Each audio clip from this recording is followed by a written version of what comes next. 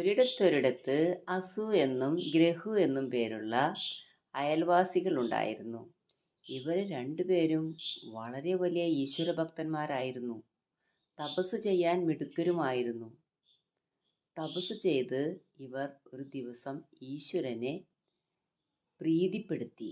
ഈശ്വരൻ അവരുടെ മുൻപിൽ പ്രത്യക്ഷപ്പെട്ടു. വത്സരെ, എന്തു വേണം? നിങ്ങളുടെ എന്താഗ്രഹവും ഞാൻ സാധിപ്പിച്ചു തരാം.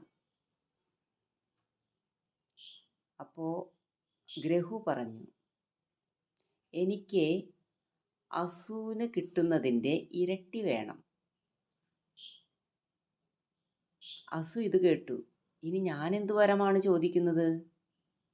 ഞാൻ എന്ത് ചോദിച്ചാലും ഗ്രഹുവിന് അതിൻ്റെ ഇരട്ടി കിട്ടും. ഞാനൊരു വീട് ചോദിച്ചാൽ 2 വീട് കിട്ടും. ഞാനൊരു മാല ചോദിച്ചാൽ 2 മാല കിട്ടും. ഞാനൊരു കാറ് ചോദിച്ചാൽ 2 കാറ് കിട്ടും. അപ്പോൾ അസു ഈശ്വരനോട് ചോദിച്ചു, ഈശ്വര, എൻ്റെ ഒരു കണ്ണ് പൊട്ടിപ്പോട്ടെ.